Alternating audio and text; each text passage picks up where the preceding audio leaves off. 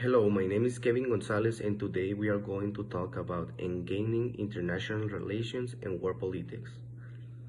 The main objectives are to illustrate a specific aspect of globalization in the economy, social, and cultural realm and the role of the technology. The main trend that we want to highlight is growing globalization. The terms of globalization refers to the continuous growth of the resources and economic, social, and cultural interactions that transcend national borders and are of great political importance. These interactions are favored by the technological progress. This definition does not presuppose that globalization has unified impact on any particular society, group, or class. On a global scale, the formation and accelerated development of globalized capitalism economy is an example of globalization. This type of capitalism economy increasingly ignores countries and borders, making it impossible to achieve economical self-sufficiency. Global finance continues to accelerate with the formation and integration of financial markets around the world. Due to advances in the communications and the common use of computers, billions of dollars in exchanges occurs every day. Teleconferencing is standard operating product for banks, investment houses, and businesses, whether they make cars of MP3 players. Globalization is also in the social sphere. Satellites provide a virtually instantaneous cable new networks. Okay, now we are going to talk about actors. Actors Collective efforts are the primary means by which people achieve security, economic, and well-being on or the common identify.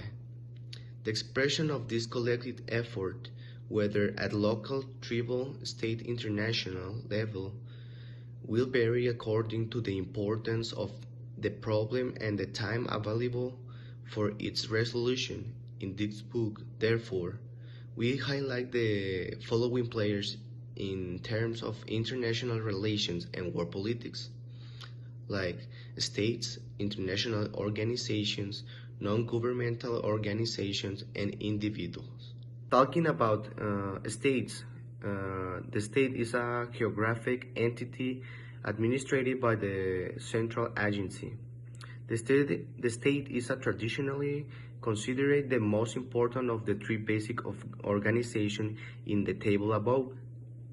A state takes an initiative to protect the personal safety of its people, ensure the economic well-being of its citizens, provide a focus of loyalty, and identify and affirm sovereignty. This means that its leaders affirm that all people in the territory of the state represent and exercise power and enjoy international autonomy. Now I'm going to talk about international organizations. States are not only prisms through which to look at the international relations.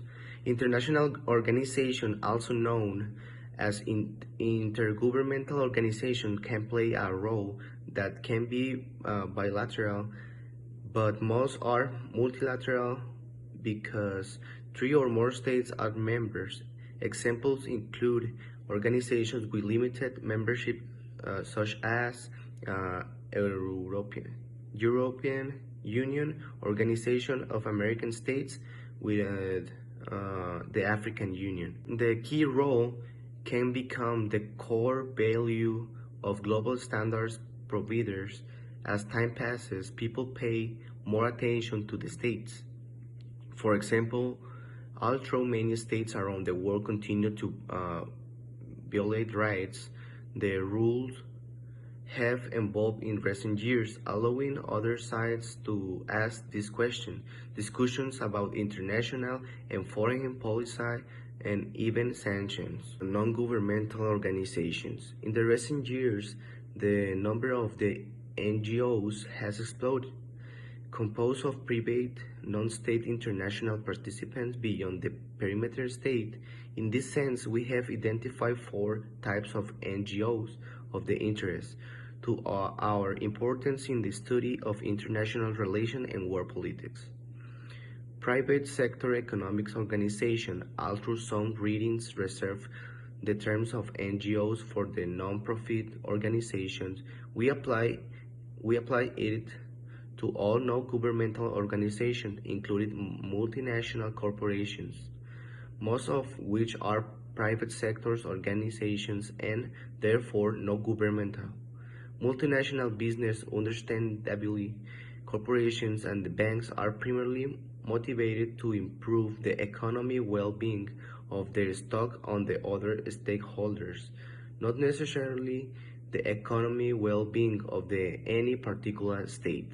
If we talk about transnational NGOs, NGOs raise global awarenesses on issues as diverse as ozone depletion, deforestation, epidemics, malnutrition, hunger, religious persecution, genocide, and human rights in the general.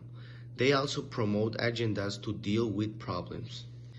If we talk about humanitarian non-governmental organizations, they try to avoid playing a political role publicly. The best example is humanitarian aid organizations such as Doctors Without Borders. Transnational programs in Africa and Asia aim to improve the lives of the poor.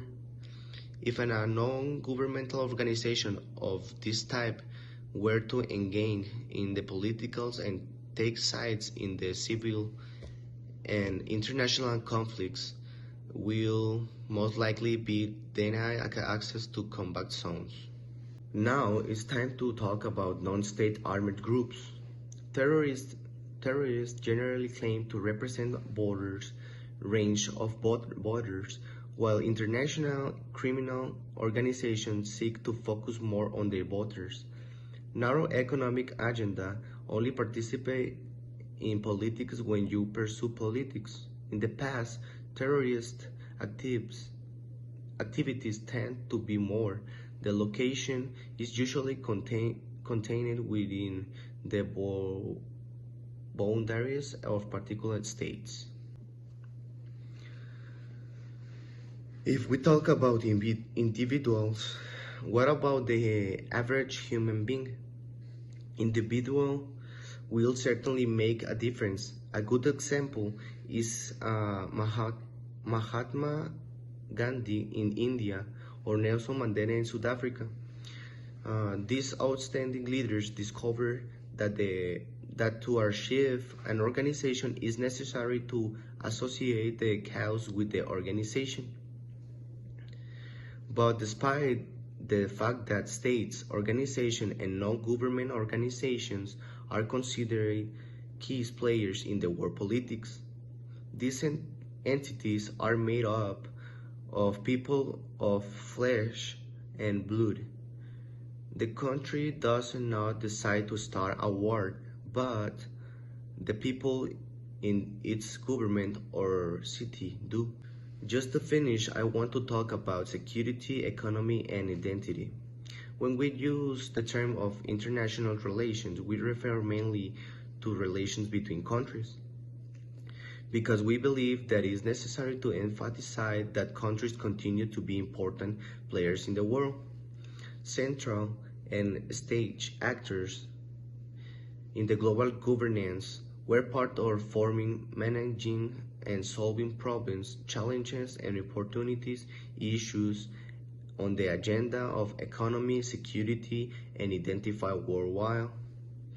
Similarly, many international laws involve the regulation of relations between nations. Realists who emphasize the state power and the balance of power between states request to use the term of international relations.